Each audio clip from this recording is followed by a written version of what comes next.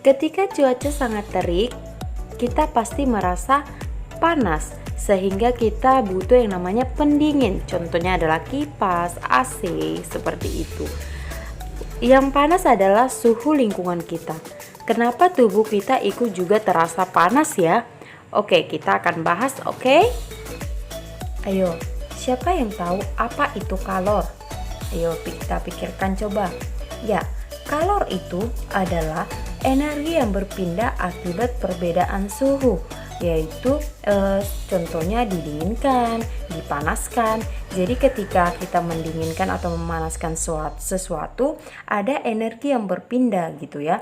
Jadi energi yang berpindah inilah yang disebut dengan kalor. Jadi perpindahan energi ini terjadi dari suhu tinggi ke suhu rendah. Contohnya itu tadi seperti dipanaskan, didinginkan, dia itu membutuhkan yang namanya kalor. Jadi kalor ini memiliki pengaruh terhadap zatnya. Contoh, benda dipanaskan. Ya, ketika benda dipanaskan berarti benda tersebut menerima kalor. Contohnya es, ketika es kita diamkan atau kita panaskan, es tersebut kan akan mencair. Berarti dia mau menerima kalor seperti itu, sehingga suhunya menjadi naik. Yang tadinya esnya itu adalah minus ya kan, jadinya jadi air itu kita tahu pasti di atas dari 0 derajat seperti itu. Lalu lain halnya ketika benda didinginkan, maka benda tersebut akan melepaskan kalor karena suhunya menjadi turun. Lalu bagaimanakah kalor dapat berpindah? Ya, perpindahan kalor itu ada 3 cara. Yang pertama adalah konduksi, kedua adalah konveksi, ketiga adalah radiasi. Kita akan pelajari satu persatu ya. Oke, kita mulai dari konduksi terlebih dahulu. Kita mulai proses terjadinya konduksi terlebih dahulu. Jadi sebuah benda dipanaskan, maka partikel benda itu bergerak.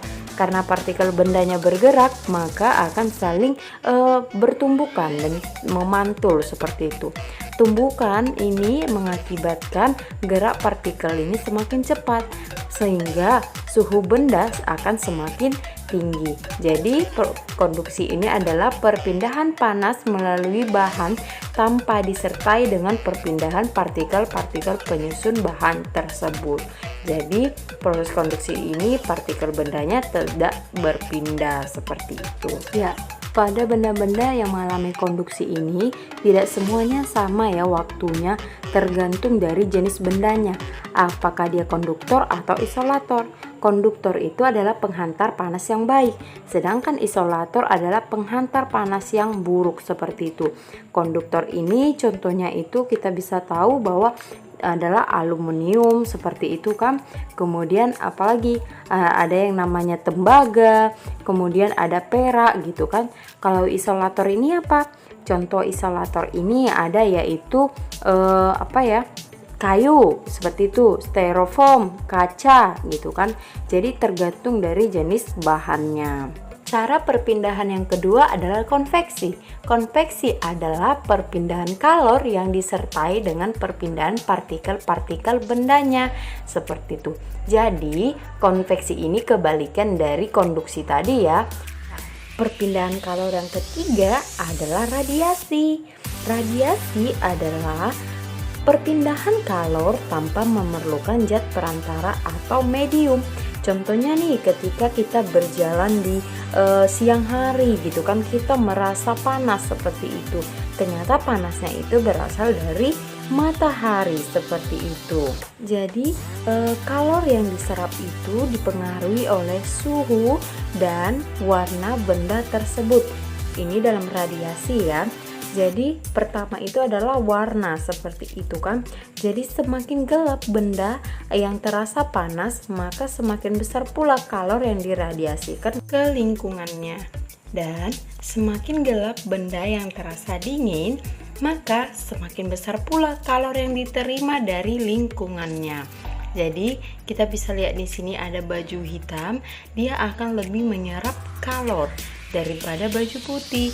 Baju putih akan sedikit menerima kalor tersebut atau menyerap kalor tersebut.